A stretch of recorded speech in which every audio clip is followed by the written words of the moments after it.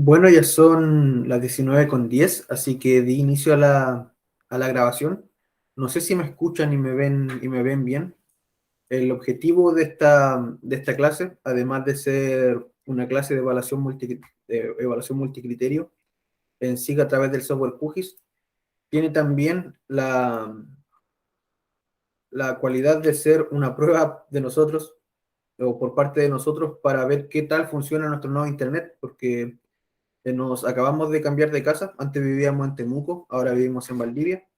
Así que esta clase tiene como objetivo ver eso, qué tal está nuestro internet. Así que no sé si me escuchan, me ven bien, ven la presentación. Eso es lo importante. Sí, todo bien. Se escucha Perfecto, bien. perfecto. De hecho, me hacen muy, muy, muy feliz. Así que, bueno, les doy la bienvenida a la clase de hoy. Como ven en el título, es evaluación multicriterio en SIG usando QGIS. Y en este caso lo vamos a aplicar al estudio de los riesgos naturales que en este caso van a venir dados por el riesgo de remoción en masa. El material de trabajo para la clase de hoy se los dejo en el link que les acabo de dejar en el chat cuando les envíe esta grabación, porque la voy a enviar también. También va a ir este link. Y además, la grabación de la clase la voy a subir a YouTube, a mi canal de YouTube. De hecho, se los voy a entregar de inmediato además. A mi canal personal de YouTube, que es Felipe Castro, no le puse un nombre más creativo, para que ustedes puedan luego visualizarla y por supuesto nos ayudarían mucho, pero muchísimo, dando like al video cuando se suba y suscribiéndose a nuestro canal también con nuestra cuenta de Gmail. Sin más que decir, me gustaría saber si es que hay alguna duda o alguna consulta respecto a la clase que ustedes quieran consultar.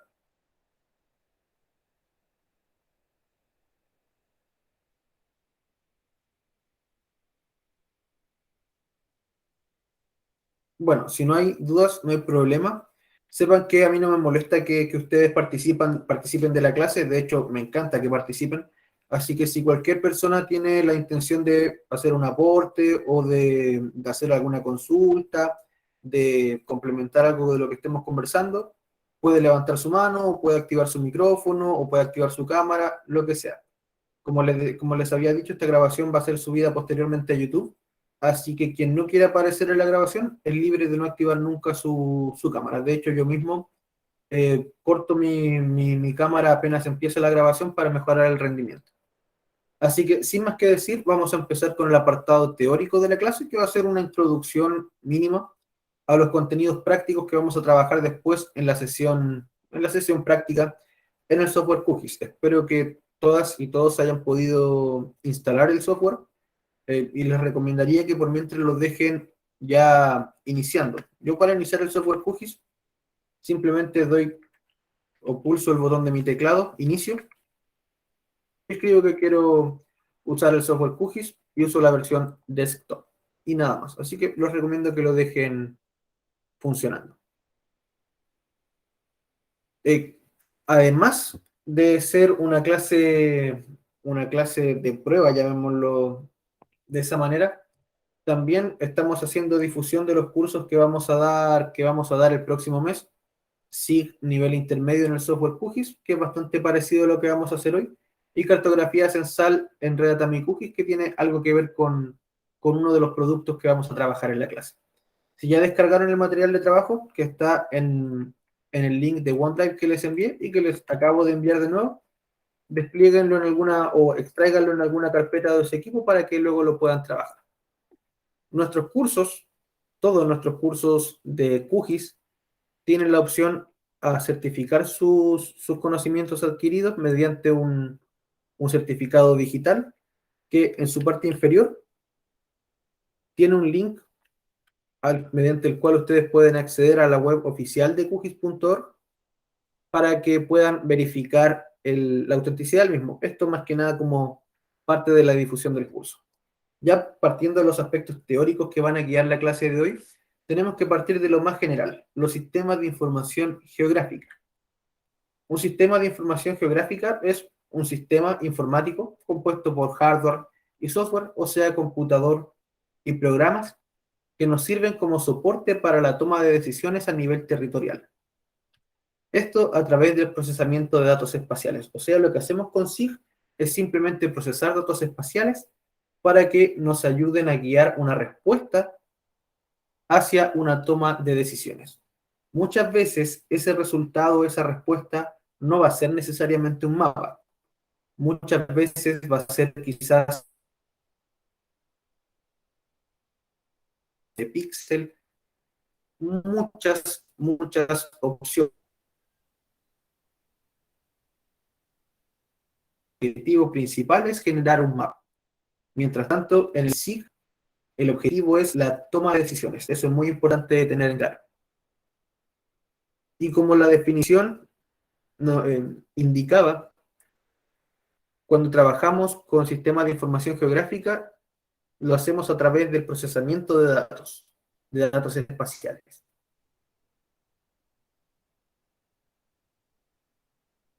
Un componente espacial y un componente temático que tienen que ver básicamente con características y ubicaciones.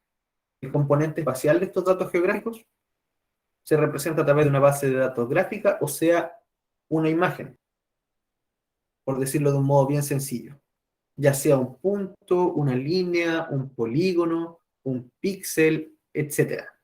O no, etcétera no. De hecho, puede ser una de esas cuatro: puntos, líneas, polígonos o píxeles. Pero esos polígonos, puntos, líneas o píxeles tienen información anexa.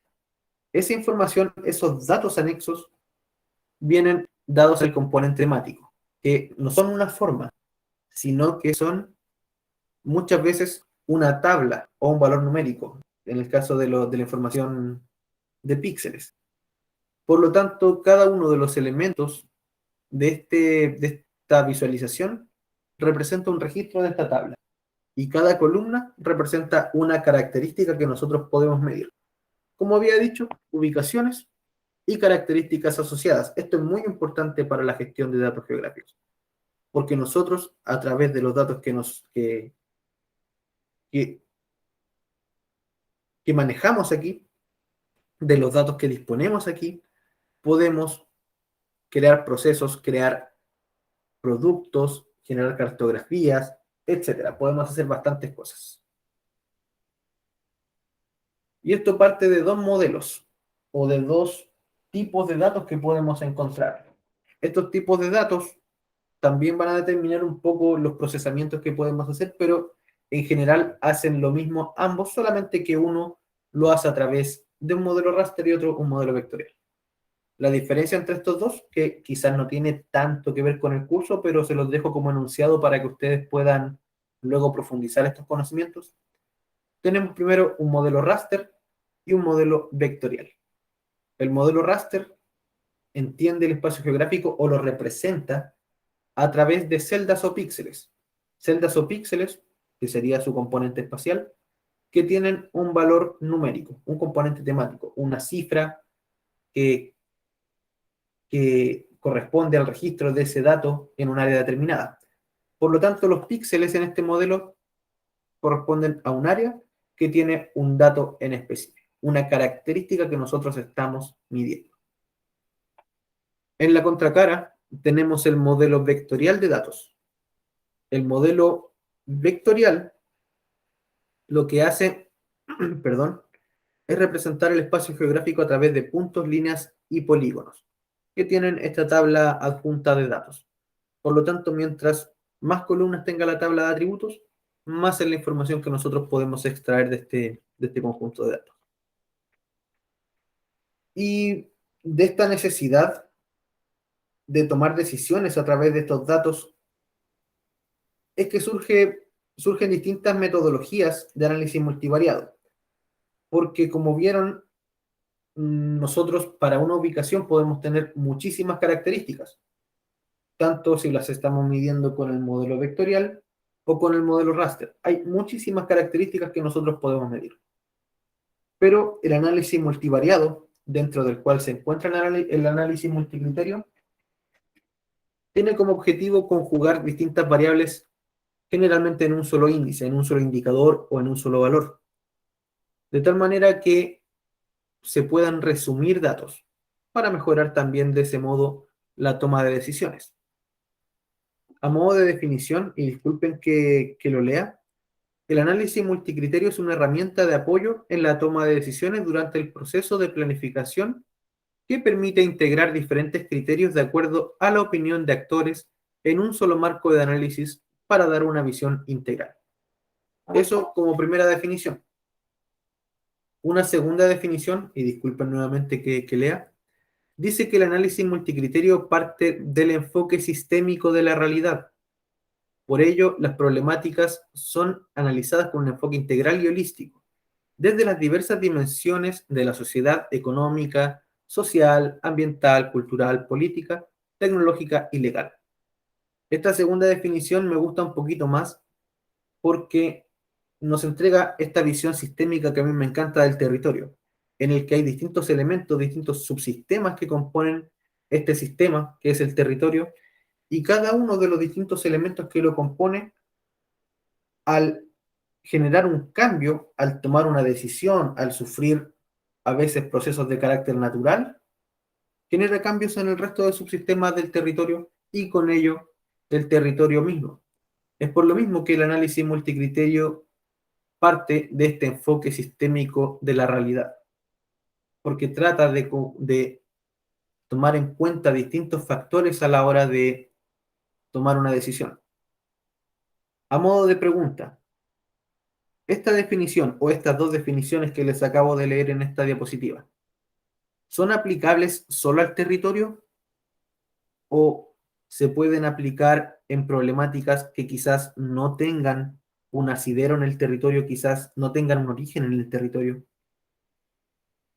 ¿Qué más podemos resolver a través de análisis multicriterio, de evaluación multicriterio?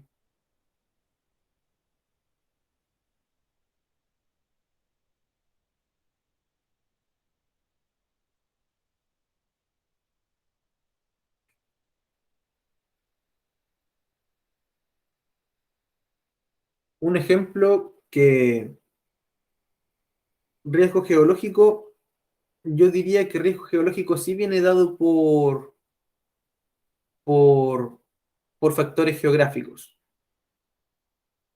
o por factores quizás no geográficos, pero espaciales, factores que podemos territorializar. Pero si ustedes ven estas definiciones, no solamente tienen que ver con aspectos espaciales.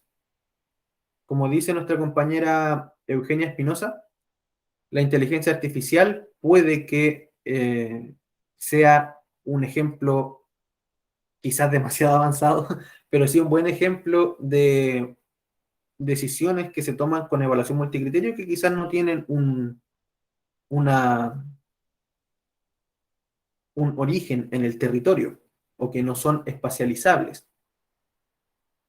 Un ejemplo que se me ocurre es, por ejemplo, y voy a hacer un ejemplo muy burdo, pero en el aspecto futbolístico, si jugamos contra una superpotencia mundial que tiene un centro delantero de nivel mundial, digamos un Robert Lewandowski, un Cristiano Ronaldo, un Zlatan Ibrahimovic, seguramente vamos a tomar la decisión de qué tipo de marca hacer de este jugador o qué jugador enviar a marcar a este jugador según las características de estos jugadores.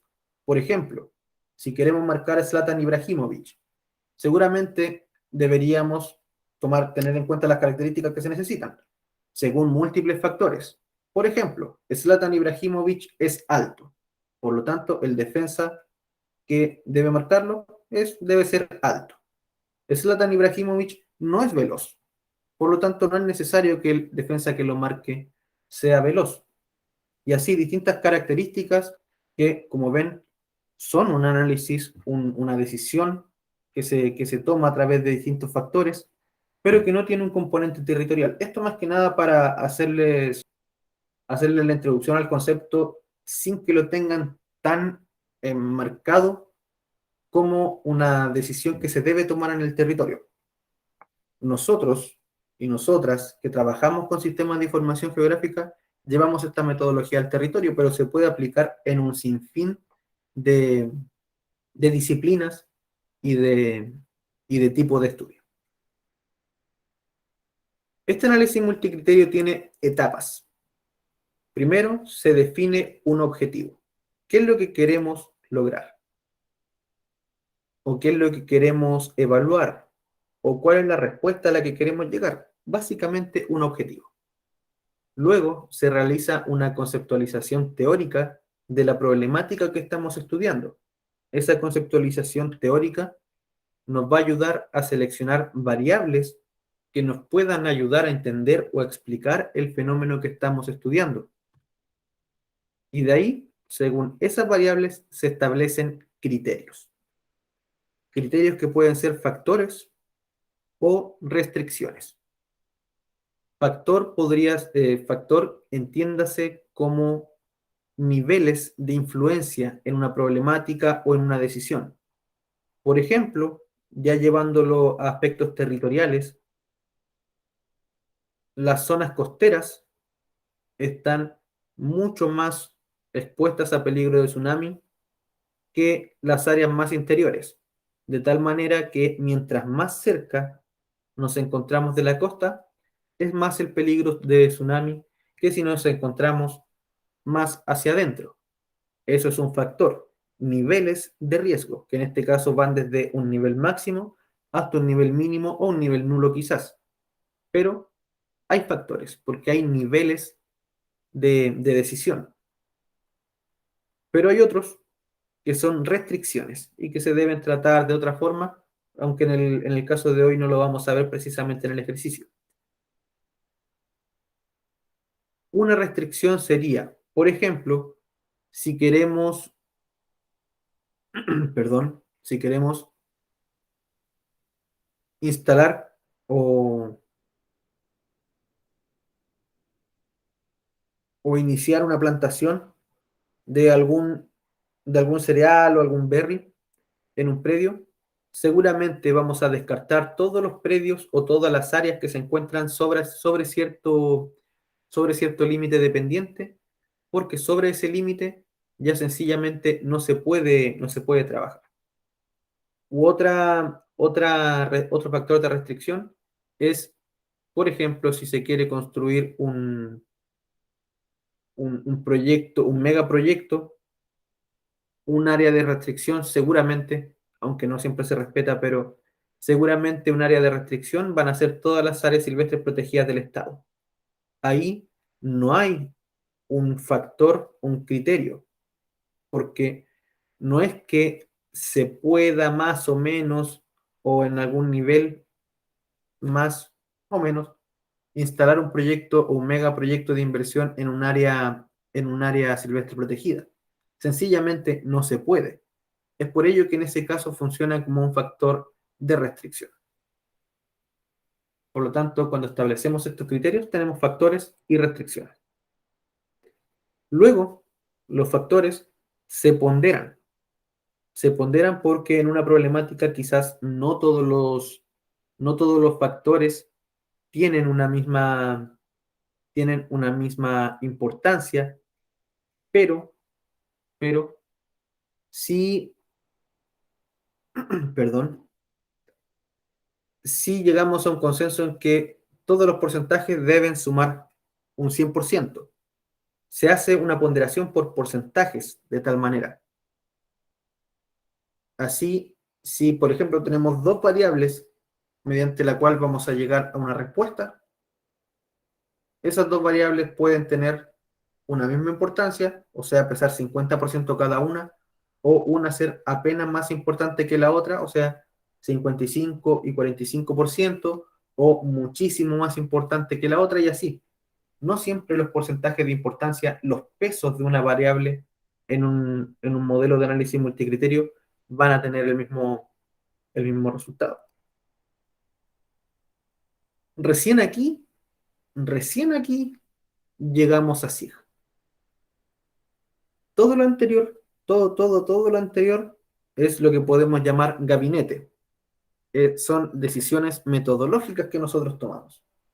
Pero recién en este punto, ya más allá de más de la mitad del trabajo realizado, recién espacializamos las variables que nosotros seleccionamos en un punto anterior. De tal manera que homologamos los formatos, o sea, convertimos los formatos en un formato común, ya sea vectorial o raster. Se homologan las escalas, y esto es muy importante, porque las distintas variables que nosotros usemos para explicar o para entender un fenómeno van a venir en distintas escalas. Van a estar sí o sí en distintas escalas porque no hay una unidad única. Por lo tanto, debemos homologarla. O sea, si una variable es más riesgosa que otra o es más favorable que otra, vamos a usar escalas de, no sé, 1 a 5, 1 a 10, 1 a 3, 0 a 1, no lo sé. Pero la que sea que usemos, debemos usarla en todas las variables del estudio. Y así recién llegamos a la ponderación final, que es cuando ya aplicamos el modelo de evaluación multicriterio. Así que ahora llevémoslo al ejercicio que nos compete, el riesgo de derrumbe. En este caso, una definición de objetivo sería, por ejemplo, evaluar cuáles son las áreas de la ciudad, que en este caso es Valparaíso y Viña del Mar, se encuentran más expuestas al riesgo de derrumbe. Eso podría ser un objetivo. Si a ustedes se les ocurre otro objetivo con la remoción en masa, está perfecto. A mí se me ocurre ese que es bien simple. Debemos, por lo tanto, después de eso, de establecer nuestro objetivo, debemos hacer una conceptualización teórica de todos los factores que intervienen en este riesgo. Yo ya les envié 3 variables, pero son las que se decidieron en base a los datos con los que contamos.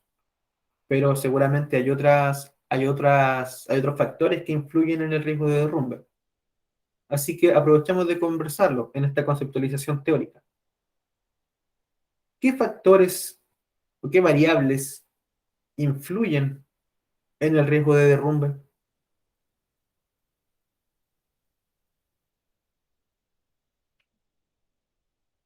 Precipitación, Precipitación, ¿cierto? La precipitación activa los cursos de agua y generalmente los que se encuentran en una mayor pendiente generan estos derrumbes. Precipitación, presencia de agua.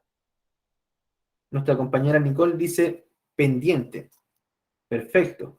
Las áreas con mayor pendiente están más expuestas a derrumbe que las áreas más planas. Muchas gracias, Nicole. Nuestro compañero Elson dice litología. Perfecto, perfecto.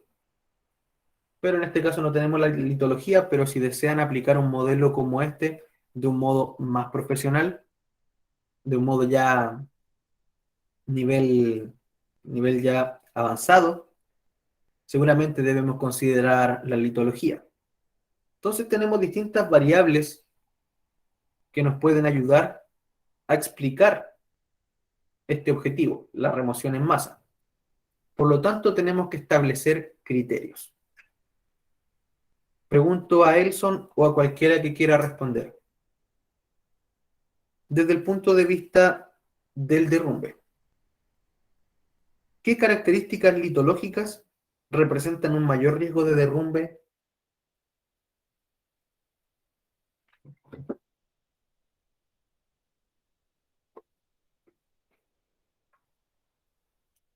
Porque ahí ya estamos hablando de criterios. O para Nicole o para cualquiera que quiera responder, ¿qué nivel de pendiente es más riesgoso? ¿Una pendiente elevada o una pendiente baja? elevada. Elevada, ¿cierto? Estructuras y litología poco consolidada. Perfecto, muchas gracias, Elson. Se establecen, por lo tanto, criterios que nos van a ayudar a determinar a través de las variables cuáles son las características, según esa variable, que representan un mayor riesgo. Hay un trabajo que a mí me gusta mucho y que ya es bastante antiguo, pero que no se ha vuelto a hacer algo algo tan ilustrativo como aquello. Es un trabajo de María Mardones y Claudia Vidal. Hicieron en Talcahuano y Concepción por ahí por el año 2000, 2001. Déjenme buscarlo, por favor. Es un trabajo que, al menos para este tipo de metodología, lo encuentro espectacular. Acabo de pegarles en el chat un enlace al cielo, a la revista EURE, hacia un trabajo que se llama La zonificación y evaluación de los riesgos naturales de tipo geomorfológico, un instrumento para la planificación urbana de la ciudad de Concepción. Lo que hicieron aquí María Mardones y Claudia Vidal fue prácticamente básicamente, perdón, aplicar esta metodología a distintos riesgos. Ellas hicieron una conceptualización teórica, establecieron objetivos, establecieron variables y aquí, muy importante, criterios, criterios convertidos en niveles. O sea, aquí la señora María Mardones y Claudia Vidal hicieron lo que nosotros estamos haciendo acá: selección de variables y establecimiento de criterios. Por lo que si seguimos, vamos a ver que aquí están las variables, la litología, la pendiente, la morfología y las obstrucciones naturales o artificiales. Esto en el caso de la peligrosidad o riesgo de anegamiento. Y ella dijo que menos riesgo, o sea, un nivel 1 de riesgo, se encuentra la litología de arenas medias gruesas o suelo permeable, una pendiente sobre 1. En cuanto a la morfología, las menos riesgosas son las plataformas, cordones y escarpes rocosos. Y las obstrucciones, en cuanto a las obstrucciones, un menor riesgo es cuando va dado por sin obstrucciones. En el otro extremo, en nivel 3, en cuanto a la litología, tenemos los limos, arcillas, la roca o el suelo impermeable. En cuanto a la pendiente, el nivel máximo de anegamiento viene dada por todas aquellas pendientes que son inferiores a menos 0,1, o sea, las planicies, las vegas. En cuanto a la morfología, son más riesgosos los paleocauces, la terraza inferior y la depresión interdunaria. Y en cuanto a las obstrucciones, el riesgo es mayor cuando hay una obstrucción total. También hay una tabla para el riesgo de derrumbe, que nos va a ayudar mucho con la clase de hoy. Nos dice que las pendientes, desde el punto de vista del riesgo de derrumbe, más o menos riesgosas son las que son menores a 10, luego de 10 a 20 es un riesgo medio, y ya sobre 20 grados es un peligro mayor. En cuanto a la morfología también hay características, en cuanto a la litología y en cuanto a la cobertura vegetal. Nosotros usamos otros criterios según lo que tenemos a mano, pero un ejemplo de lo que se puede hacer es esto que tenemos acá: factores, características, variables, perdón, acá. Y acá nosotros tenemos niveles. Niveles que de hecho son criterios, criterios que van a guiar la construcción de nuestro indicador. Por lo que ya estableciendo los criterios, vimos que todos eran factores, no teníamos ninguna restricción. Por lo tanto, debemos decidir cuáles son más importantes para posteriormente hacer esta espacialización de variables en QGIS, la homologación de formatos, la homologación de escalas y la ponderación final. Así que hablemos de las características de los datos con los que contamos. En la carpeta que les dejé, el link de OneDrive, que nuevamente les pego en el chat, tiene 3 capas. Una es un DEM, un modelo digital de elevación, un Digital Elevation Model, que corresponde al área de estudio, el área de Valparaíso y Viña, que corresponde a una capa de tipo raster, o sea, está construida en base a píxeles. Las otras dos capas corresponden al modelo vectorial, pero no son iguales. Una corresponde a una capa de líneas y otra corresponde a una capa de polígonos. Por lo tanto, ahí hay un tratamiento distinto que hay que hacer. La capa de pendientes, por lo tanto, viene de un raster proveniente de un DEM, de un modelo digital de elevación, y parte de la base teórica que, estando en grados, esa es su unidad, a más pendiente hay un mayor peligro. En cuanto a la distancia a los cursos de agua, porque les envié la capa de distancia a los cursos de agua, tenemos los cursos de agua en formato de líneas, o sea, la red hidrográfica, teniendo en cuenta en este caso que menos metros de distancia es igual a más peligro. Aquí esta lógica se da vuelta. No es, por lo tanto, más distancia más peligro como es más pendiente más peligro, sino que en este caso el peligro viene dado por una menor distancia.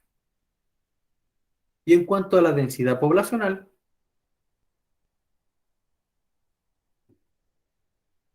esta viene dada por una relación de viviendas por hectárea, teniendo en cuenta que una mayor densidad, mayor riesgo.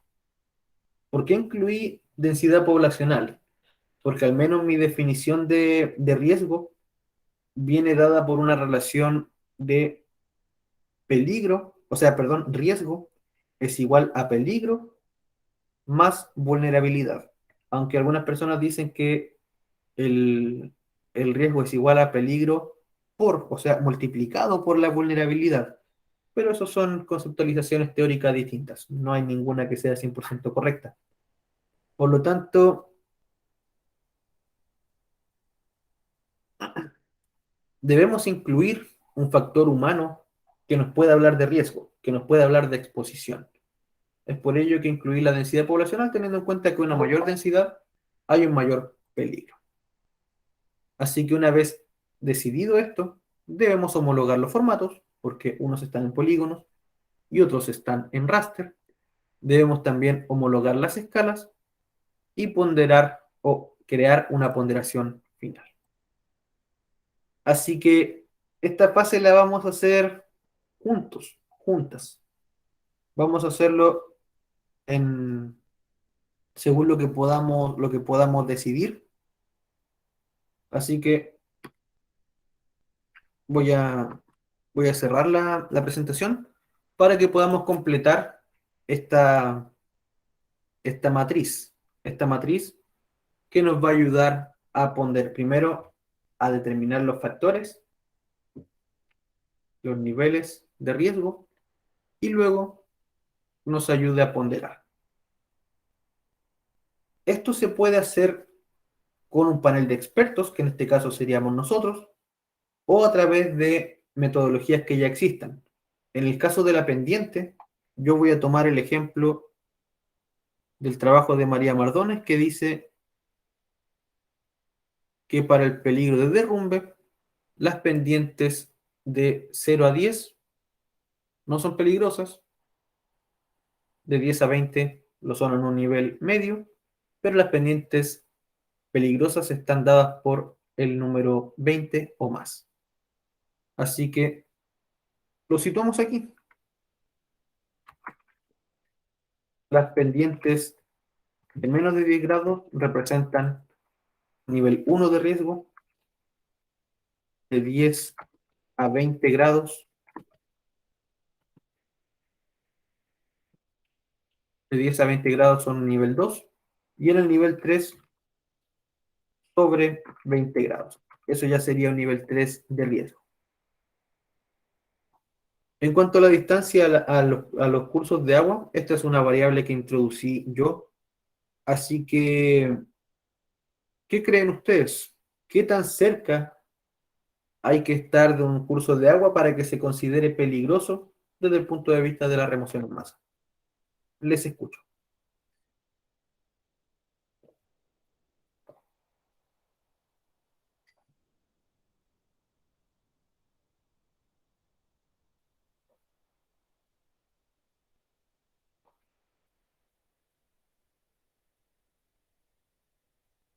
¿Dirían ustedes que es riesgoso encontrarse a menos de 100 metros?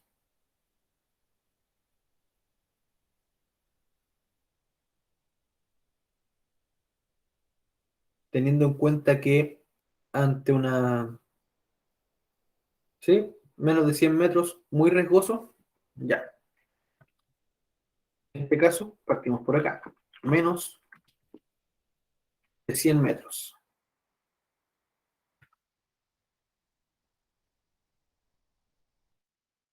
Un nivel 2, yo diría que es, no sé, por agregar un valor, digamos que de 100 metros a 500 metros ya es un nivel medio, 100 a 500. Y ya riesgo bajo o sin peligro es más de 500 metros. Ahí ya tenemos dos variables. Y aquí, en cuanto a la densidad de viviendas, yo ya ensayé esta clase, así que voy a decir que menos de 15 viviendas por hectárea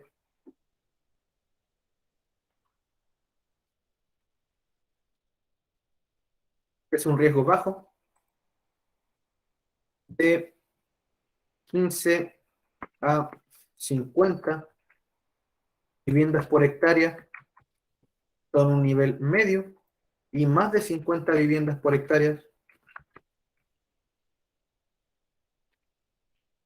es un nivel máximo. Así que vamos a tener que espacializar estas tres variables con estos criterios en nuestro sistema de información geográfica y además después ponderar.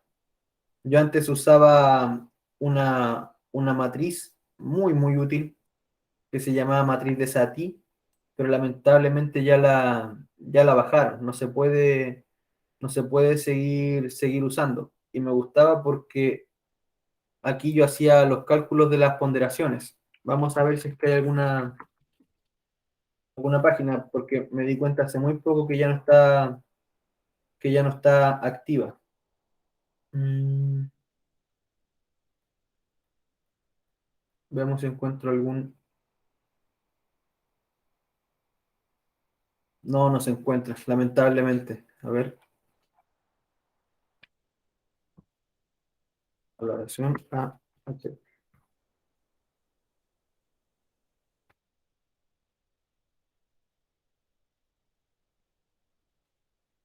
No, lamentablemente no hay ningún link que permita eso, pero si algún día vuelve a estar activo este link que les estoy mostrando, lo que hace es un cálculo que se llama AHP. Esa metodología genera una ponderación cruzada en la que nosotros comparamos las distintas variables según su importancia una con otra para hacer una ponderación final. O sea, la pendiente es más importante para el riesgo de derrumbe que la presencia de población humana o no lo es. ¿Será más importante la pendiente que la presencia de cursos de agua? Quizás sí, quizás no. Eso se va evaluando con esta matriz, la matriz AHP, la calculadora AHP, pero lamentablemente ya no está activa. Así que nosotros vamos a decidir manualmente cuál es la importancia, discutiendo como si fuésemos un panel de expertos. ¿Cuál creen ustedes que es más importante de las tres? ¿La pendiente, la distancia al agua o la densidad? ¿Cuál creen ustedes? No hay respuestas correctas, todas las respuestas son correctas. Pendiente por una, pendiente por dos, pendiente por tres. Nicole dice densidad de viviendas, pero por 3-1 gana pendiente. Territorio Sigue es una página que le gusta la democracia. Digamos que pendiente es la variable más importante de las tres. Tenemos que decidir si va a ser una importancia mucho mayor que el resto o si va a ser una importancia levemente menor. ¿Cuándo sería levemente menor? Levemente menor sería, por ejemplo, decir que se va a considerar solamente un 40% de la pendiente se va a considerar un 35% de la distancia al agua y un 25% de la densidad poblacional. Como ven, tenemos una suma que da 100, pero la pendiente no es tanto más importante que las otras. Mucho más importante sería si la pendiente fuese un igual a 40, y acá por lo tanto tendríamos que poner esto en 25, esta de acá en 15, o esta en 25 y esta en 15. Son decisiones que se deben tomar. Ustedes jueguen con los porcentajes.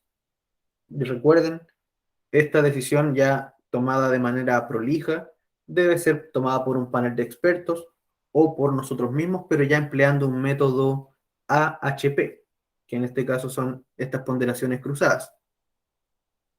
Pero como no estamos haciendo eso, ustedes háganlo con los porcentajes que buscan. Yo lo voy a hacer con lo primero que había dicho. 40% para pendiente y el resto con distintos porcentajes. Como densidad de viviendas tiene un voto y distancia al agua no tiene ninguno, digamos que la densidad de viviendas es más importante que la distancia al agua, que tiene solo un 25% de importancia. Esto que acabo de hacer, esto nos entrega la fórmula final. O sea, la pendiente va a ser multiplicada por su 40% en el modelo, la distancia al agua por 25 y la densidad poblacional por 35%. Pero no van a ser multiplicados o factorizados sus valores brutos, sus valores que vienen en su escala original, sino que los que van en la escala de 1 a 3, porque esos son los que nosotros podemos homologar. ¿Por qué? Lo que hicimos primero, con la ponderación de criterios, los factores de reflexión, todo, fue decidir la importancia. Pero luego viene una espacialización, o sea, introducir las variables al SIG, homologar los formatos, o sea, si todas van a ser raster o todas van a ser vectores. Y luego, muy, muy, muy importante, la homologación de escalas. Esto del 1, 2 y 3 es una homologación de escalas, porque pasamos de estos distintos tipos de unidad a una sola. Y luego ya llegamos a la ponderación final, que es una multiplicación según la calculadora raster. Así que es así como llegamos al software QGIS. No sé si tienen alguna duda o alguna consulta hasta el momento.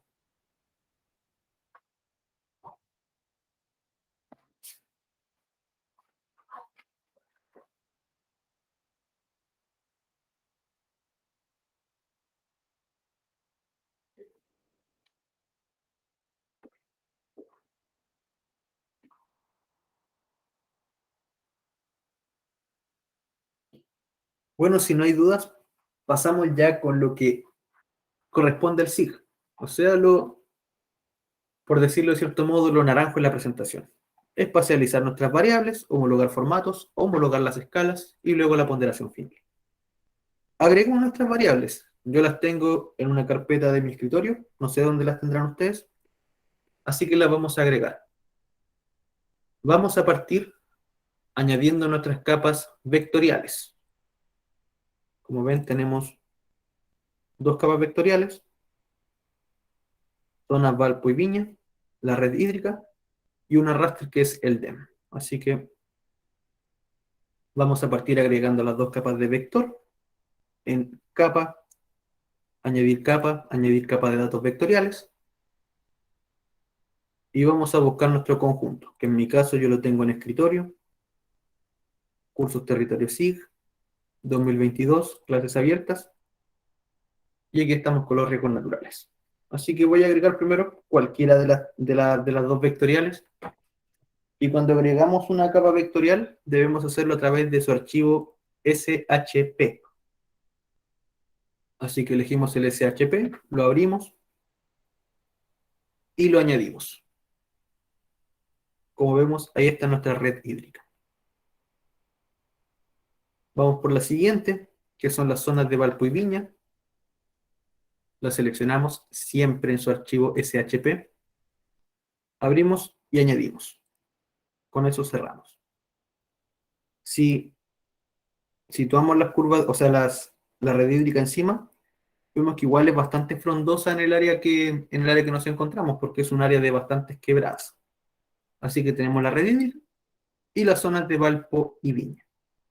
Así que ahora vamos a agregar nuestra última capa, que es la capa de modelo digital de elevación.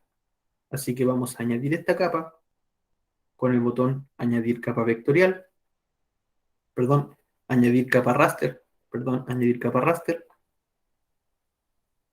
Y en los tres puntitos vamos a buscar nuestra capa, que en este caso es el DEM, un modelo digital de elevaciones. Así que una vez que se añade, nosotros cerramos. Ahí ya tenemos nuestras tres capas. Tenemos un modelo digital de elevación, que nos dice que las altitudes en nuestra área de estudio van desde los 6 metros, aunque debe haber uno que otro píxel con altura cero, y los 526 metros. Así que ahora debemos convertir o espacializarlo en las variables que corresponden. Tenemos la red hídrica, no tenemos la distancia a la red hídrica. Tenemos un modelo digital de elevación, no tenemos las pendientes. Tenemos las zonas de Valpo y Viña, las zonas censales, pero esto no es precisamente una capa de densidad poblacional. Lo que tenemos acá son una cantidad de población total, una cantidad de hogares y una cantidad de viviendas, por lo que nosotros ya debemos posteriormente hacer un cálculo matemático para calcular esta densidad. Así que vamos a partir por la primera capa, la más importante, la capa de pendientes. Esa capa de pendientes parte de un modelo digital de elevación, un DEM, un Digital Elevation Model, y mide la diferencia de altitud entre dos píxeles contiguos. Por lo tanto, a través de esa medición de los píxeles contiguos, lo que logra es, perdón, conocer cuánto ha variado entre un píxel y otro, y eso es básicamente la pendiente. Para aplicar un modelo de pendientes, debemos ir al menú Raster, en la pestaña Raster, y en el menú Análisis, elegir la opción Pendiente. Repito, Raster, Análisis, Pendiente. Nos pregunta por la capa de entrada, o sea, en base a cuál es la capa que vamos a hacer esta medición. Debe ser el modelo digital de elevación. Y luego no cambian nada, nada de nada. Si por alguna razón la metodología que encontraron trabaja con los grados en porcentaje en vez de grados, deben marcar esta opción, pero eso ya casi nadie lo hace. Solamente vamos a cambiar acá abajo en el apartado pendiente, porque nos está preguntando dónde vamos a guardar este resultado. En este momento se está guardando como temporal. Y como no es el resultado final, yo lo voy a dejar como temporal. Así que ejecuto para que se aplique esta función, este modelo de pendientes, y puede demorar un poquitito dependiendo de las características de su computador, aunque a mí me dice que ya terminó. Voy a cerrar, por lo tanto, y si desaparezco el DEM, lo que me entrega el sistema, el software, es algo distinto al DEM, porque son pendientes, son estas diferencias de altura que son medidas. Así que posteriormente ya tenemos que reclasificar según esta tabla que creamos. O sea, 1 cuando la pendiente es menos de 10, 2 cuando va de 10 a 20, 3 cuando es sobre 20. Pero eso lo vamos a hacer con posterioridad. Ya tenemos una variable espacializada, ya tenemos la pendiente. Vamos por la segunda, que era la distancia a los cuerpos de agua. Así que quedémonos solamente con los cuerpos de agua. Los cuerpos de agua son estas líneas. Y cuando trabajamos en QGIS para medir distancias hacia elementos de la superficie, podemos usar las áreas de influencia, los buffers. Pero eso mide distancias discretas. O sea, un buffer de 100 metros puesto al lado de otro de 100 metros, o un buffer de 100 metros puesto al lado de otro de 300, pero son discretos. Lo que hace esta función que vamos a aplicar ahora, proximidad raster, mide las distancias de manera continua. O sea, no hay estos cortes de 100 a 200, de 200 a 300 y así. Así que para aplicar esta función, la proximidad raster, primero debemos convertir nuestras líneas a píxeles. Así que vamos a aplicar una función que se llama rasterizar para convertir estos píxeles o sea, estas líneas en píxeles que puedan ya posteriormente ser utilizadas para un cálculo de distancia. Para usar esa herramienta debemos abrir la caja de herramientas que se abre con el botón Control Alt T. Y yo ya la había buscado cuando estaba ensayando, así que ustedes pueden buscarla, se llama rasterizar con Z. Está en el menú GDAL o GDAL y se llama rasterizar, de vectorial a raster. Así que esta es la función que vamos a ocupar y nos pregunta cuál es la capa de entrada que vamos a usar. Esta capa debe ser la red hídrica.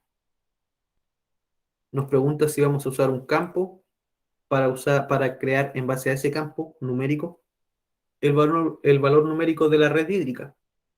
Pero no tenemos que hacer eso. Lo que tenemos que hacer es dejar un valor fijo para marcar. Y yo voy a dejar el 1. De tal forma que todas las líneas van a tener valor 1. No va a haber ninguna línea que sea superior a otra. Por lo tanto, en cualquier curso de agua se puede iniciar un proceso de remoción. Así que valor 1. En unidades de tamaño del raster de salida tienen que ser unidades georreferenciadas. Y estas unidades georreferenciadas yo diría que sean de 50 metros. Así que dejamos 50 y 50, resolución ancho y alto. Y la extensión de salida tenemos que elegir una capa que va a servir como límite. Por lo tanto, esta capa de límite yo voy a decir que es nuestra área de estudio, las zonas de Valpo y Viña. Así que el área de la extensión de salida, digamos que es la zonas Valpo y Viña.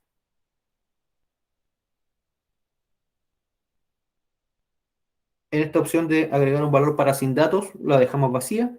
Solo tenemos que elegir dónde vamos a guardar este rasterizado, pero como es un producto intermedio, yo no lo voy a guardar, solo lo voy a dejar como rasterizado y ejecuto. Ejecuto, ¿para qué? Para que mis líneas se conviertan en píxeles. Si desaparezco la red hídrica, como ven, solamente tengo mi rasterizado, van a ver que nuestros ríos ahora son líneas. Así que una vez hecho eso, una vez traspasadas nuestras líneas a píxeles, podemos aplicar una herramienta que se llama proximidad. Proximidad o distancia raster. Así que vamos a usar esta herramienta, que nuevamente está en el menú GDAL o GDAL, que se llama proximidad, y nos pregunta a qué raster queremos calcular esta distancia. Esta distancia tiene que ser el rasterizado, estos ríos en píxeles que creamos recién. No elegimos nada aquí. Las unidades de distancia son coordenadas de píxel, sin distancia máxima a generar, o sea, no cambiamos nada. No cambiamos nada, de nada, de nada. Solamente vamos a elegir dónde guardar nuestro mapa de proximidad, pero esto no es definitivo. No es una capa definitiva, es solamente las proximidades en bruto así que lo vamos a dejar como temporal, sin guardar en una carpeta. Ya tenemos el rasterizado, ya tenemos las pendientes, ahora vamos por la distancia. Esto puede demorar, recuerden, porque estamos trabajando con rasterizando, así que no se preocupen si demora.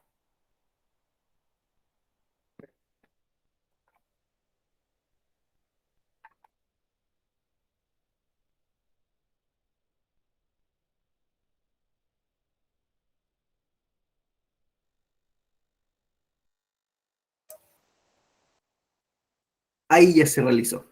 Ahí ya se realizó y me dice que las proximidades van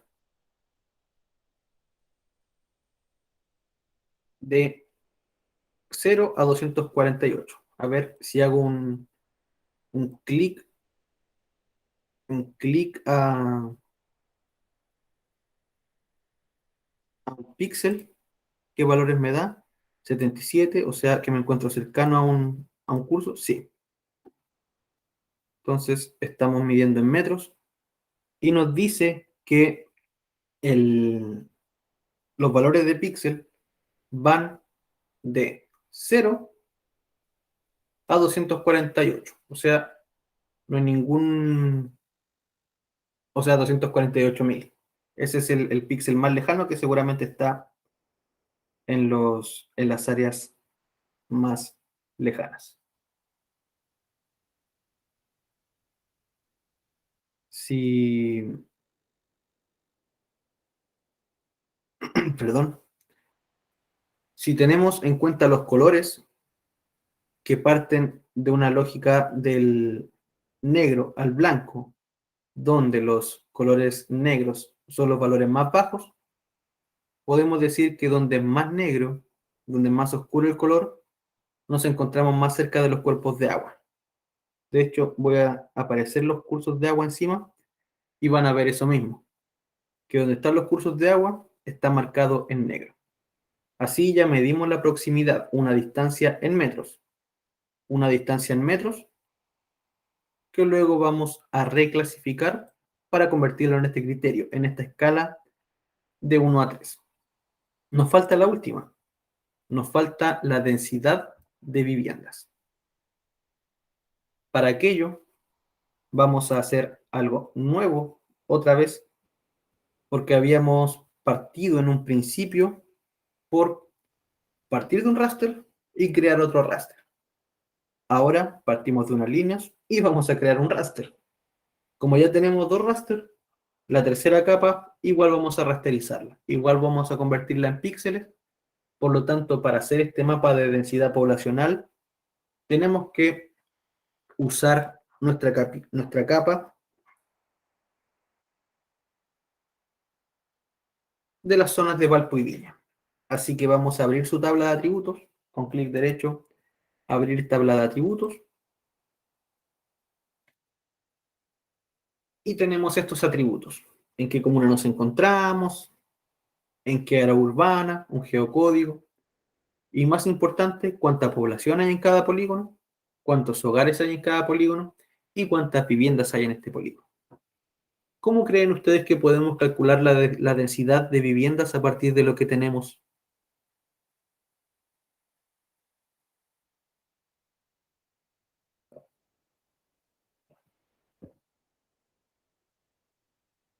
¿Cómo creen ustedes?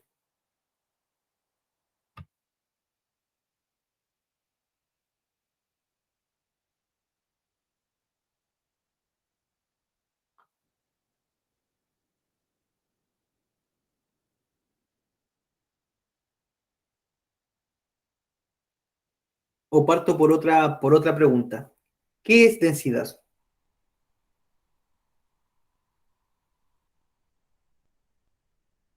¿Qué entendemos por una densidad? Ya sea densidad poblacional, densidad de vivienda, pero ¿qué entendemos por densidad?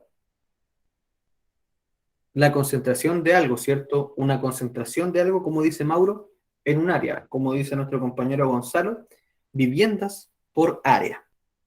Acá nosotros no tenemos un área, o como dice nuestra compañera Eugenia, una cantidad de viviendas en un área determinada. Así que, primero, debemos crear una nueva columna donde podamos medir las superficies y luego una tercera columna, o una segunda columna, perdón, donde podamos dividir la cantidad de viviendas por esta superficie. Así que, una vez que estamos aquí en la tabla de atributos de las zonas de Valpo y Viña, con clic derecho en su nombre, abrir tabla de atributos, vamos a ir al lapicito de la esquina superior izquierda. Con ese lapicito, nosotros lo apretamos y ya podemos editar. Vamos a editar elementos en nuestra tabla de atributos. Vamos a usar este botón, campo nuevo, para generar esa columna de superficie. Así que la vamos a nombrar superficie. El tipo de dato, si ustedes quieren, puede ser número entero o un decimal. Yo lo voy a dejar como un decimal. Una longitud de 10 caracteres, o sea, 10 números, de los cuales 3, por su precisión, 3 son decimales, así que está bien. Ya tenemos nuestra columna de superficie acá al final. Voy a crear inmediatamente la que viene después, la densidad. Asimismo como crear la de superficie. El nombre de esta capa es densidad, o sea, de esta columna, y va a ser nuevamente un número decimal. Ya tengo mi superficie y ya tengo mi columna de densidad. Así que tengo que elegir aquí, debajo del lapicito, debajo del botón de conmutar edición, debo elegir la columna superficie para que ahora el cálculo que nosotros establezcamos acá se aplique en la columna de superficie. Hay un comando que nosotros podemos escribir, que también podemos encontrar aquí, en la letra epsilon, en el apartado de geometría. Hay un comando que se llama signo peso área. Ustedes lo más seguro es que se lo van a aprender de memoria la primera vez que lo usen, pero yo tengo que mostrarles cómo llegar a él en el diálogo de expresiones. Nos vamos a la letra epsilon, geometría, y elegimos signo peso área. Eso va a calcular la superficie de cada uno de nuestros polígonos en metros cuadrados. Así que voy a aceptar. Y fíjense lo que va a pasar en la columna superficie, que es la que tengo seleccionada acá, al hacer clic en actualizar todo. Se calcularon estas superficies en metros cuadrados.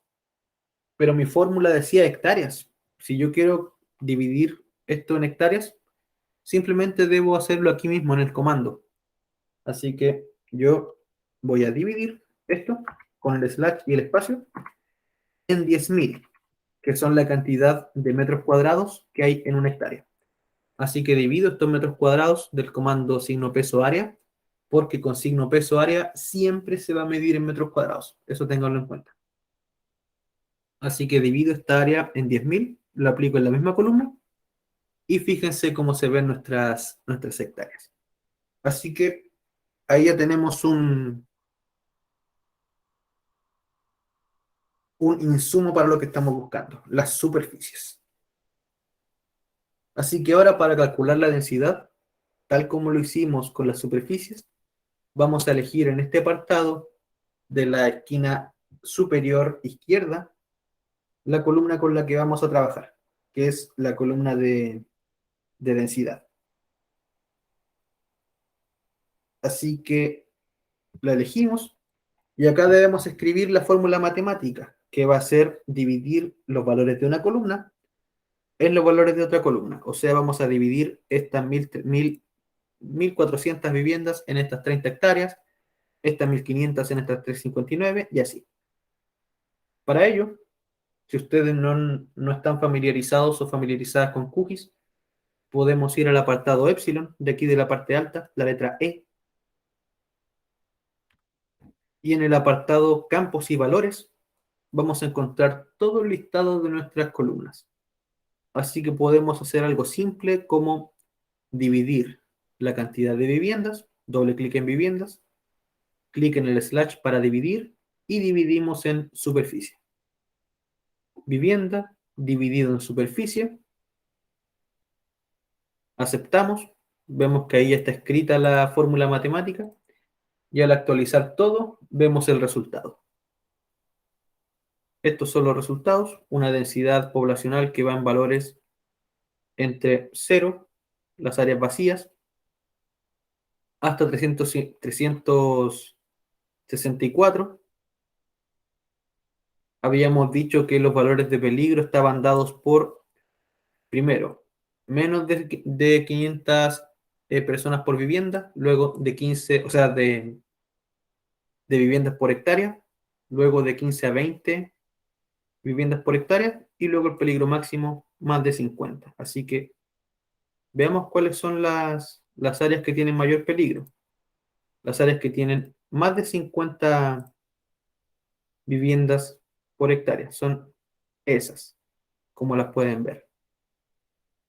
Quizás deberíamos bajar un poco el criterio, a ver si decimos que son en realidad 40, a ver, quizás quedan más áreas. Veamos.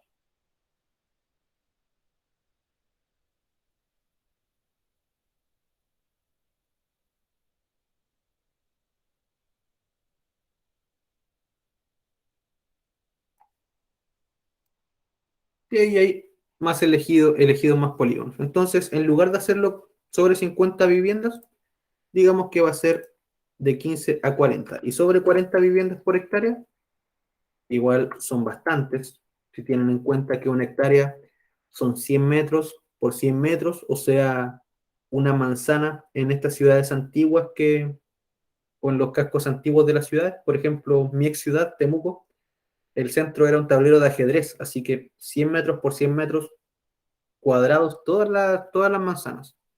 Si consideramos que en una manzana hay 40 viviendas, igual es una densidad bastante alta. Así que esos van a ser nuestros umbrales. Pero ya tenemos el cálculo, ya está hecho. Así que vamos a cerrar esta edición con el lapicito del apartado superior izquierdo y cerramos. Cerramos y guardamos la edición. Para deseleccionar estos elementos que tenemos seleccionados, para desmarcarlos, vamos a usar ese botón que se llama Deselect All Features from the Layer.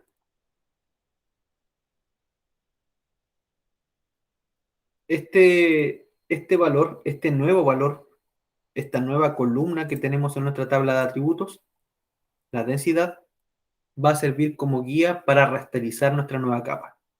Ya rasterizamos la primera, que venía en raster, y le creamos una capa de pendientes.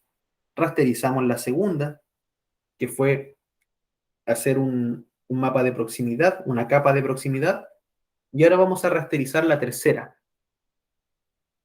La vamos a rasterizar con la caja de herramientas. La herramienta rasterizar nuevamente, recuerden que es con Z. Rasterizar, le hacemos doble clic, nos pregunta cuál es la capa que queremos rasterizar y aquí, como no queremos calcular distancias, decimos que queremos usar un campo para un valor de marcado. O sea, el valor de píxel de esta nueva capa no va a venir dado por un 1, como en el caso anterior, porque en el caso anterior queríamos medir distancia. Ahí correspondía el 1. Ahora que queremos dar un valor a una capa según una columna de nuestra tabla, debemos elegir precisamente esa columna. Así que elegimos zona Valpo y Viña. El campo a usar para valor de marcado es la densidad. Esto lo dejamos vacío. Las unidades de tamaños de rastros de salida deben ser unidades georreferenciadas, que en este caso son 50 y 50. La extensión de salida debe ser calculada a partir de la capa zona Valpo Viña, que es nuestra capa de área de estudios.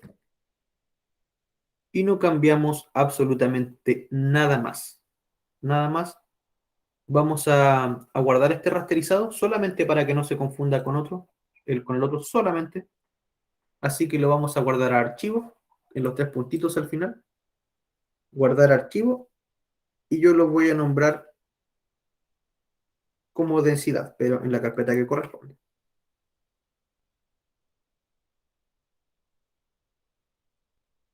se va a llamar, recuerden, densidad. Así que guardo, ejecuto, recuerden, debo tener la columna seleccionada arriba, y ahí se hizo este modelo en base a la densidad. Densidades que van desde el 0,14 hasta las 364 viviendas por hectárea, que es muchísimas viviendas, muchísimas. Así que ya tenemos nuestras tres capas. Estamos en este punto. La espacialización de las variables, pero también la homologación de formatos. Ahora viene la homologación de escalas, que es la previa a esta ponderación final. No nos queda nada. Ya tenemos la homologación de formatos. Están todas en raster. Ahora debemos dejar todas en esta relación de 1, 2 y 3 según el nivel de riesgo. Vamos a partir por la primera de nuestra fórmula, que en este caso son las pendientes. Las pendientes habíamos dicho que un nivel 1 de peligro va a ser para aquellas pendientes menores a 10, nivel 2 de 10 a 20, nivel 3 sobre 20. Así que esa va a ser nuestra base. Vamos, por lo tanto, al software QGIS. Dejamos visible solamente la pendiente. Y aquí vamos a usar una herramienta que a mí me encanta, que se llama reclasificar por tabla. Así tal cual, reclasificar por tabla. Esta herramienta, reclasificar por tabla, al ejecutarla, nos pregunta primero por qué capa queremos usar. Luego nos pregunta el número de bandas, si es que nuestra capa tiene más de una banda, pero casi nunca es el caso. Siempre tiene una, al menos los rasters simples. Luego nos pregunta, o nos hace la pregunta más importante. Nos pregunta por la tabla de reclasificación, que es esta tabla que vamos a crear en base a estos rangos que generamos aquí. Así que vamos a ir a la tabla de reclasificación, aquí en los tres puntitos, y vamos a escribir estos tres rangos, partiendo del 0, pero a mí me gusta siempre exagerar tanto hacia abajo como hacia arriba, tanto los mínimos como los máximos del conjunto de datos. O sea, en el primer rango, el valor mínimo está exagerado, y en el valor máximo, en el rango máximo, el valor máximo también está exagerado. Esto para que ningún valor de píxel de los extremos del archivo quede fuera de la medición. Así que vamos a añadir una fila y vamos a escribir lo de esta tabla. Pero vamos a partir, recuerden, exagerando el mínimo, así que en lugar de 0, que es la pendiente mínima, yo voy a escribir menos 10 hasta los 10 grados. Eso, el valor resultante va a ser 1. O sea, todos aquellos píxeles que tengan una pendiente de entre menos 10 y 10 van a resumir su valor en un solo número, el 1. Luego, si agregamos otra fila, del 10 al 20, encontramos con otro valor, que es el 2, según recuerden lo que encontramos aquí en la tabla. Y luego el 3 viene dado por todas aquellas pendientes de 20 o más. Y aquí también tenemos que exagerar el máximo, que en este caso el máximo son 43. Yo voy a decir que son 50 grados. Y aquí viene dado por un nivel de peligro 3, ya máximo.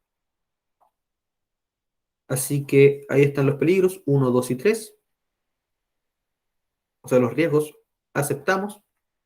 Y luego viene un apartado de parámetros avanzados. Primero nos pregunta si hay un valor de salida para aquellos datos que no tienen valor. Nosotros lo dejamos así tal cual. Pero debemos tener mucho cuidado con esto, porque puede que si elegimos esto mal, hayan algunos valores, por ejemplo aquí, donde tanto el 10, por ejemplo, el 10 y el 20 formarían parte de dos rangos, porque tanto el mínimo como el máximo son considerados en el rango. Mi opción favorita es la primera. No se considera el mínimo, o sea, en el primer rango no se considera el menos 10, por eso me gusta exagerar los valores hacia abajo, pero sí se considera el máximo, o sea, sí se considera el 10. De tal manera que para el siguiente rango no se considera el 10, pero sí se considera el 20. Y así, para el rango final, se considera el máximo, pero no se considera el 20. Así que esa es la que yo ocupo. Y nos pregunta dónde queremos guardar este raster reclasificado. Este ya es un producto final, es un resultado, así que lo vamos a guardar aquí, en los tres puntitos, guardar a archivo. Aquí en guardar a archivo lo vamos a guardar como rec, guión bajo, de reclass, reclasificado, rec pendiente, o sea, el reclass de las pendientes. Vamos a guardar y ejecutar. Nos muestra cuál es la matriz que se está usando para la conversión. Y si vemos los resultados, al cerrar este reclasificar por tabla, vamos a ver que nuestros valores dependientes se resumieron en 3, según estos niveles de peligro de los que habíamos hablado. Hay solamente 3 tonalidades: negro, gris y blanco. Negro menos peligro, blanco más peligro. El gris es el nivel medio. Aquí ya tenemos una capa reclasificada. Ahora vamos por la segunda. La segunda era la distancia al agua, que va a venir dado por menos de 100 metros, de 100 a 500 y luego más de 500. Aquí está al revés, escrita, perdón, aquí está escrita al revés la tabla porque en este caso menos es más peligro. En este caso, más pendiente es más peligro, más densidad es más peligro. En este caso, menos distancia es más peligro. Así que por eso está dada vuelta la lógica. Vamos a aplicar el mismo reclasificar por tabla. Tenemos que partir de una base que es el mapa de proximidad, que es esta capa que vamos a usar, y luego debemos hacer este fixed table, o sea, esta tabla de reclasificación. Damos clic en los tres puntitos y vamos a añadir simplemente nuestros tres rangos de inmediato. Y vamos a escribir estos rangos. El mapa de proximidad va desde, perdón, desde los 0 a los 248. Yo voy a decir, por lo tanto, que de 0 a 500 es un valor máximo. De hecho, menos de 0, de menos 10 a 500 es un valor a 100, perdón, a 100, a 100. Es un peligro máximo. De 100 a 500 es un peligro medio. Y de 500 al máximo, y yo voy a escribir 300.000 para que sea el máximo máximo, es nivel 1. Así que ahí ya tenemos nuestros tres rangos, según recuerden lo que escribimos acá. Así que acepto, esto queda tal cual configurado como ya lo teníamos, así que voy con el raster reclasificado, o en el apartado raster reclasificado, guardar a archivo. Y esto va a venir dado por un reclass, pero en este caso, reclass de distancia. Así que guardamos, ejecutamos. Creo los rangos demasiado grandes. Quizás las distancias eran más pequeñas, pero vamos a hacer el reclass de nuevo. No hay problema. Reclass por tabla. Vamos a editar la tabla porque creo que los rangos nos quedaron muy grandes. El mínimo va a venir dado de 100 a, o sea, de 0 a 10. El segundo va a venir dado por de 10 a 20, ¿ya? El último de 20 al máximo que digamos son 30. Aquí las unidades hicieron algo extraño. Así que vamos por 3, 2, 1, según estos valores de distancia que nos entregó. Y vamos a ver cómo resulta. Lo guardamos en guardar archivo, tecla distancia, ¿sí? Y ejecuto. Pero, no, qué raro, no me hace bien los... A ver, creo que el análisis de proximidad se hizo mal. A ver, vamos a volver un poquitito. Mapa de proximidad. Porque los valores, como ven ustedes, son demasiado grandes. O demasiado pequeños, quizás. A ver. Fuente, UTM zona 19. Y si vemos la capa de los ríos, o sea, de las zonas, en propiedades, no, están en el mismo sistema. A ver, hagamos el análisis de proximidad nuevamente. Esto que las capas resulten mal es algo que puede pasar. Esto era al rasterizado, que eran nuestras líneas, ¿no? Coordenadas georreferenciadas. La distancia máxima opcional, no. A ver, ¿por qué entonces no funcionó? Veamos.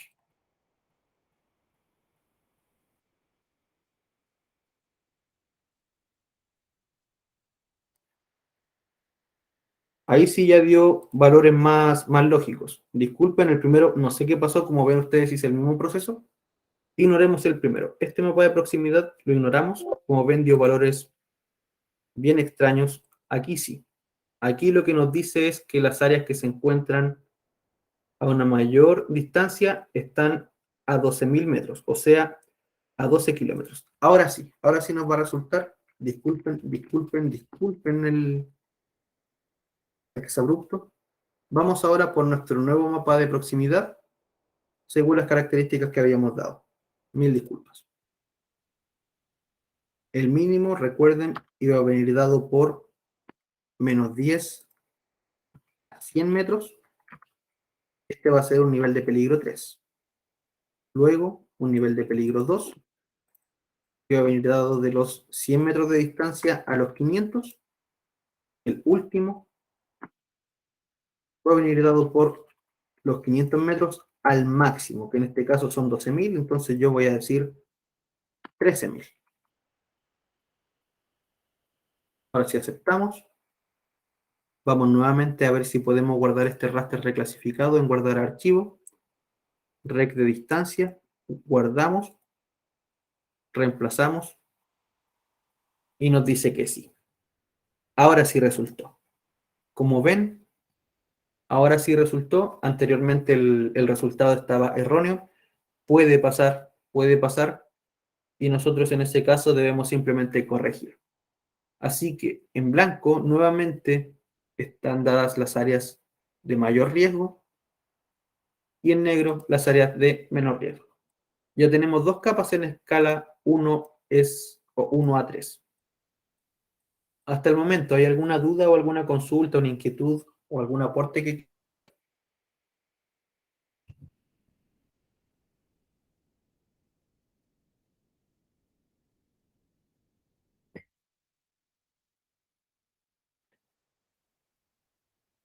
Repetir. ¿Repetir hasta qué parte, Nicole? ¿O desde qué parte?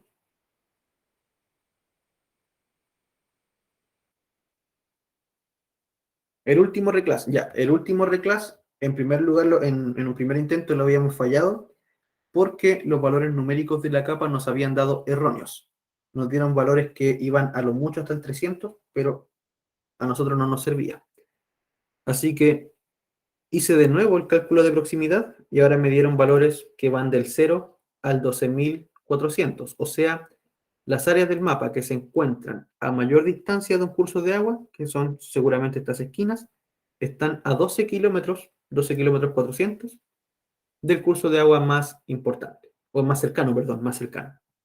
Así que vamos a reclasificar por tabla esa misma capa, el mapa de proximidad, según la tabla de reclasificación que habíamos elaborado acá en el PPT. Distancia a agua dada por estos valores. Un nivel 3 de peligro, mayor peligro, está dado por una distancia menor a 100 metros. De 100 a 500 metros vamos a tener un peligro medio. Y un peligro mínimo es cuando nos encontramos a más de 500 metros de un curso de agua. Y eso fue lo que aplicamos aquí. Añadimos en primer lugar 3 filas. Fuimos desde el valor mínimo, que en este caso debemos exagerar el valor mínimo, hasta el 100. Y aquí va el valor máximo de peligro, 3. Luego el peligro medio va de 100 a 500 metros, por lo tanto el valor es 2. En un último caso, el peligro mínimo va de sobre los 500 metros, por lo tanto partimos de la base de ese 500 y el máximo es exagerar el nivel máximo, que es 12.400, entonces este va en...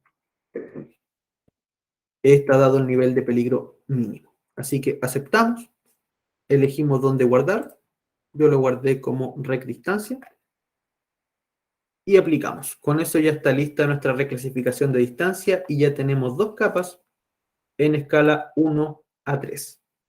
O sea, esta homologación de unidades. Así que vamos por el último reclasificado de la tarde-noche, que es el reclas a la densidad de viviendas.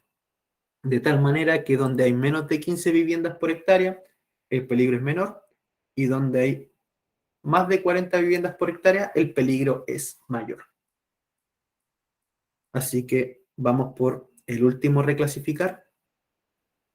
Vamos a reclasificar en este caso la densidad según los valores de tabla que tenemos acá. La densidad, ¿dónde está?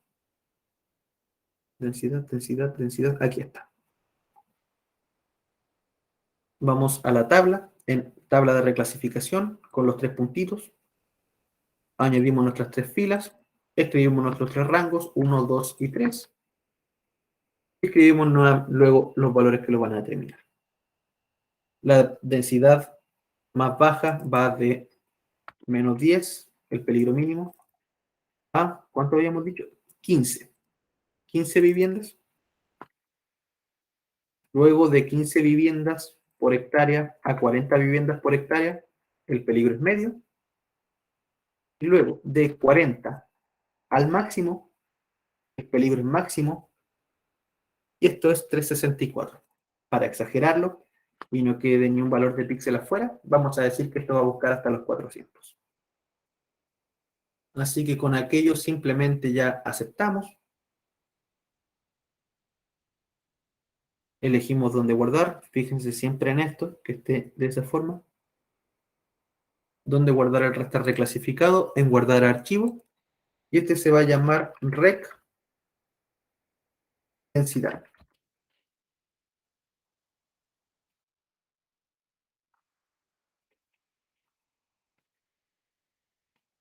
Rec de densidad, guardamos y ejecutamos. Nos va a resultar una capa con valores 1 a 3, que yo la tengo aquí, rec de densidad, por lo que ya tenemos 3 capas homologadas en valores 1 a 3. Densidad, distancia y pendiente.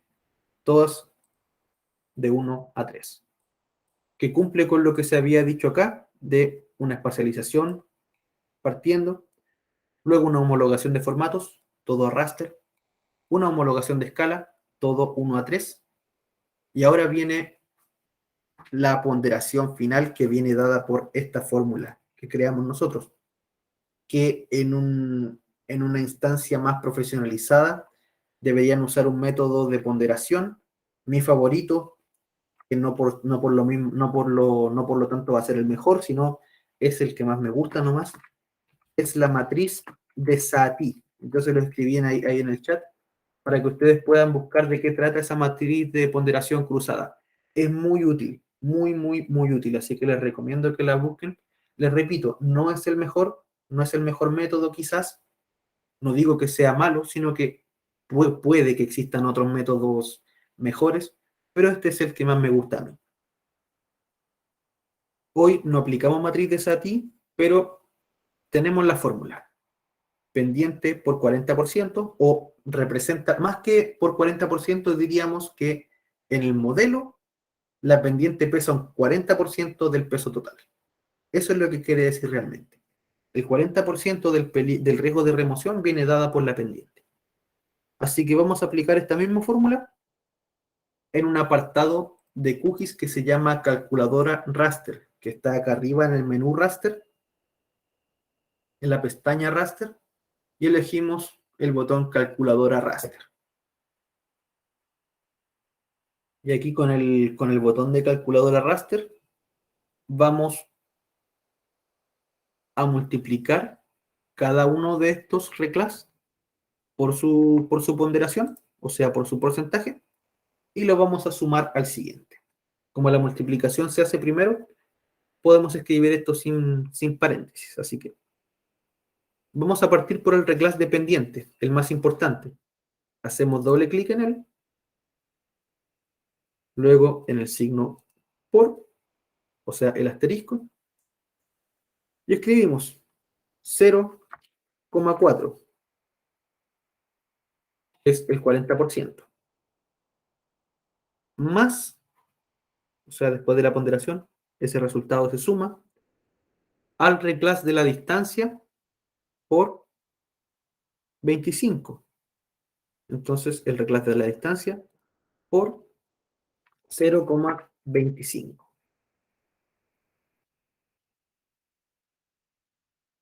Más el reclass a la densidad por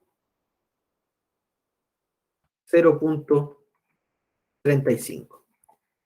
Y ya tenemos una ponderación, dos ponderaciones y tres ponderaciones que finalmente se juntan en una única fórmula. Aquí escribí mal, es 0,5, no punto 35. Ahí sí. Ahí está la fórmula con los reclass y sus ponderaciones. Así que vamos a elegir dónde guardar esta capa de salida. Con explorar, yo lo voy a nombrar como resultado, de tal manera que mientras más cercano a 3 el resultado, más peso tuvo en las tres variables. O sea, tuvo 3 en todos los indicadores, en todas las variables. Así que, ya. Si no se les activa el botón de aceptar, quiere decir que tienen algo mal en la fórmula. Sí. Es que QGIS tiene algunas funciones que funcionan con puntos y otras que funcionan con coma. Y todavía no logro aprendérmelo de memoria porque son muchas funciones. Pero muchas gracias, Mauro, por el aporte, porque cuando les pasa eso, que aparece un botón que debería estar activo y no lo está, es porque algo está mal escrito en la fórmula o en el comando que están utilizando o en la secuencia que están empleando. Hay un error generalmente cuando no está activo un botón. Ahora ya no está, lo que quiere decir que ese cambio de puntos, de comillas, o sea, de comas por punto, correspondía. Así que aceptamos, una vez ya elegido dónde guardar este resultado. ¿Por qué me dio así? No debería, a ver. Voy a volver. Calculadora raster.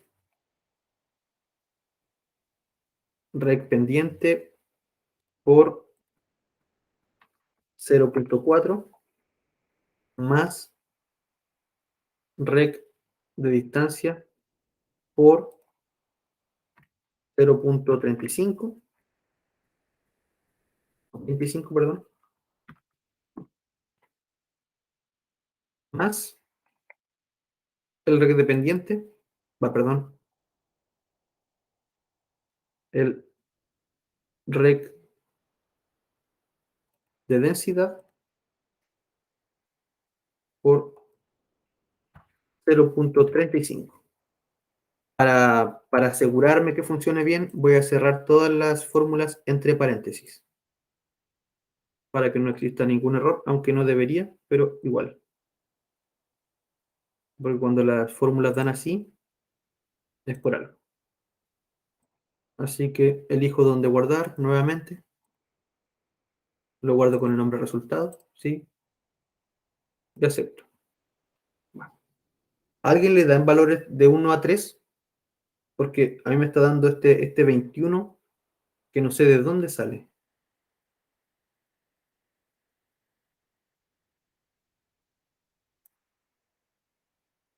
Voy a probar simplemente multiplicando. A ver.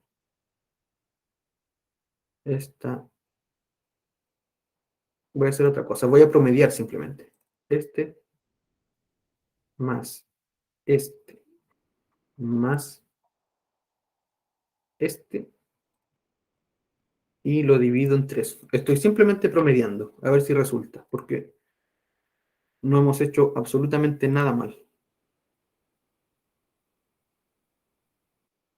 Ahí sí, no sé qué estará malo en la fórmula, seguramente se asusta con los decimales, pero al promediar, trabajé con todas las variables debidamente hechas, pero como ven, no funcionó. No funcionó, pero al trabajar con una multiplicación, un promedio, que es básicamente ponderar todas por 33%, el resultado dio. Así que vamos ahora a colorear este resultado.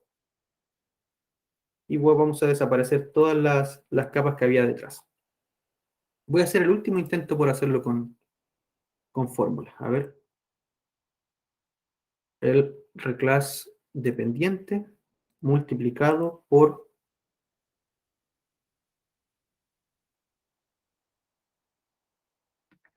40.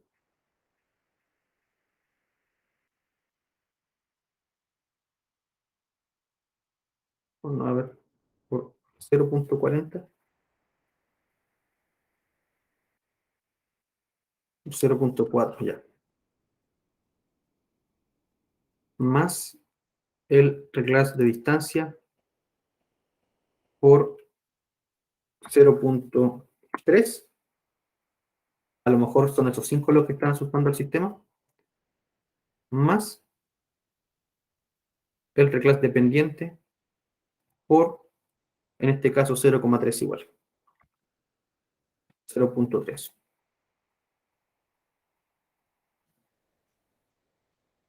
Y ahora no me pesca, sí, tengo que guardar. Resultado, guardar, sí. En este caso, resultado 2.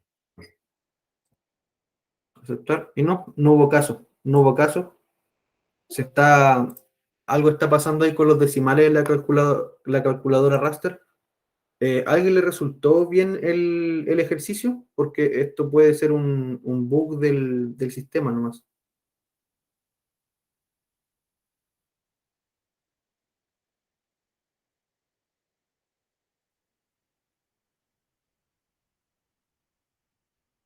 Bueno, lamentable si a nadie le resultó. No sé qué podrá estar pasando con el software, pero en la ponderación de donde cada una vale lo mismo, en este resultado, sí resultó, sí nos dio en valores de 1 a 3. Así que ahora vamos a colorear para que se distinga cuáles son estos números 3. Y ese va a ser nuestro resultado final. Debemos ir a las propiedades de resultado, ir al apartado de simbología, y aquí en el apartado de simbología cambiar de gris monobanda a pseudo color monobanda. De tal forma que aquí en verde van a aparecer aquellas áreas que vienen o que tienen un mayor peligro. Determinado por, recuerden, 3 variables. Una variable era la distancia a los cursos de agua, otra era la pendiente y otra era la densidad poblacional. Por lo tanto, todas estas áreas que tenemos en verde se encuentran en verde porque se encuentran a menos de 100 metros de un curso de agua, porque además están densamente pobladas y como guinda de la torta, además tienen alta pendiente. Así que eso es como, según un análisis multicriterio, nosotros podemos, con distintas variables, llegar a una respuesta. Podemos combinarlas para llegar a una respuesta. Hubiese sido ideal, pero muy, muy, muy ideal que hubiese resultado con la fórmula.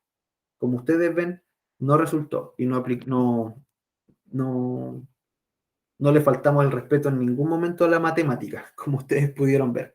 Son cosas que pasan de repente con software. Fallan, pero si nosotros sabemos detectar que hay una falla, podemos generar una solución a eso. Como en este caso, que me aparecían resultados que iban de 1 a 21.000, pero como yo sabía que esos resultados no tenían sentido, generé una solución que ahora sí me permite conocer cuáles son los valores dados por esta lógica de 1 a 3. Así que eso, no sé si hay alguna duda o alguna consulta, algún aporte, algún reclamo, también puede haber, ¿por qué no?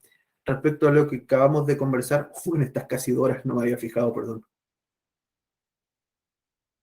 ¿Alguna consulta?